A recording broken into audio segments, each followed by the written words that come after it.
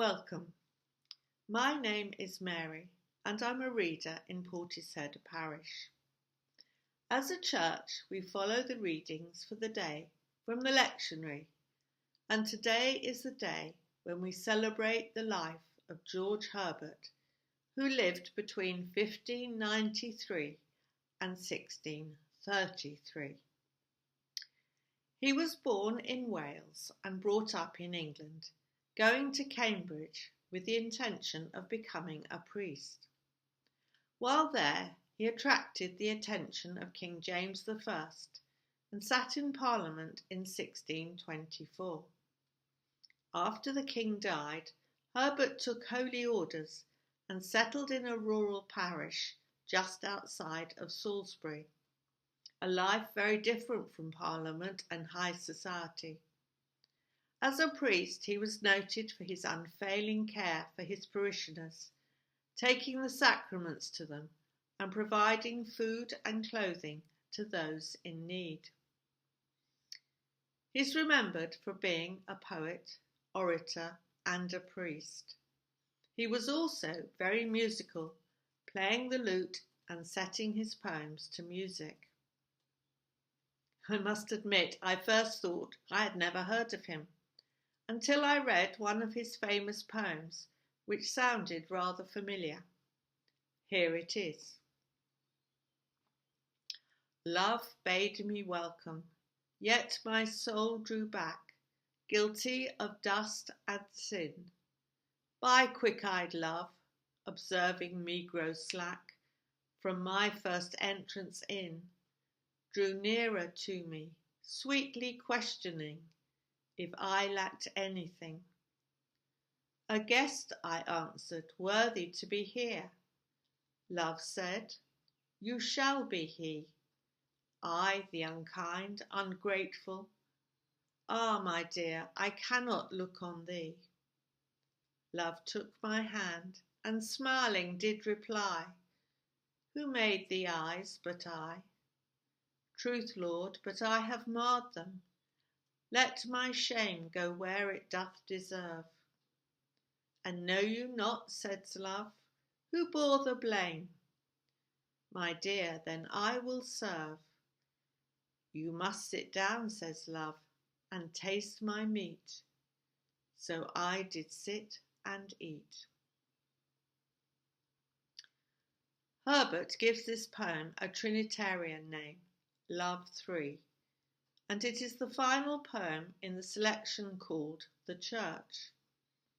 Love welcomes the writer, who instinctively backs away, knowing that as he is, as he puts it, guilty of dust and sin. These two nouns are telling. Dust is the biblical word for humanity. The name Adam means both man and dust, and set alongside the less surprising word sin, it indicates that he, as any Christian, is aware of his need of the grace of God. The poem shows us God's persistence of grace. As often as the poet draws back, the God of love reaches further and further towards him in order to draw him into fellowship. With every attempt of ours to back away from the love of God, that love reaches further and further so as to complete the embrace, which is its goal. The poem is structured in 3 verses, mirroring Father, Son, and Holy Spirit. The first verse shows God's initiative. He brings us an invitation to form a relationship with him, an invitation to love.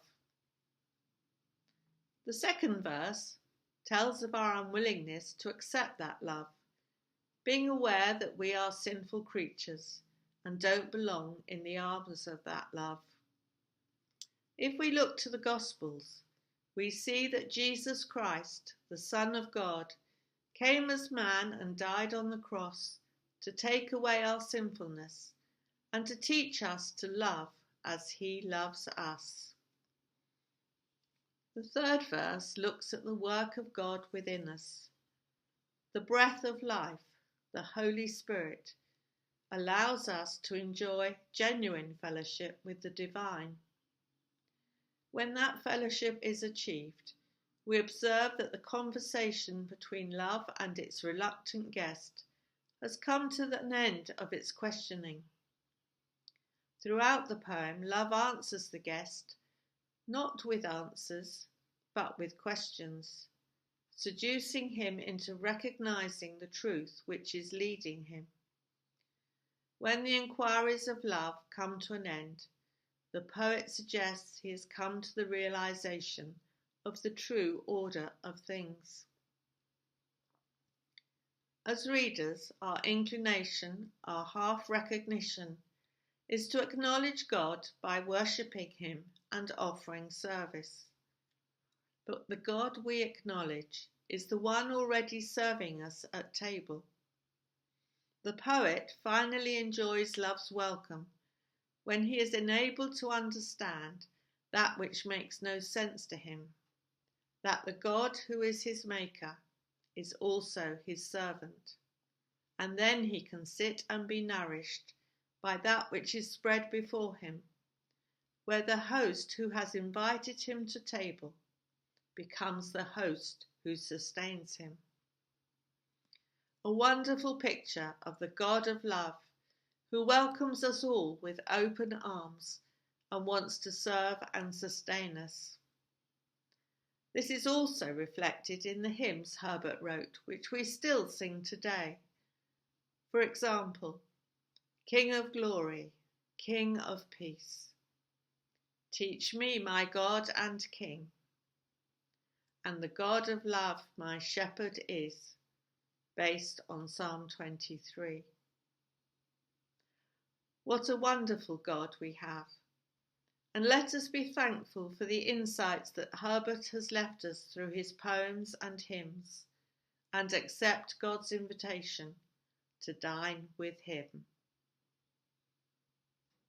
Go well.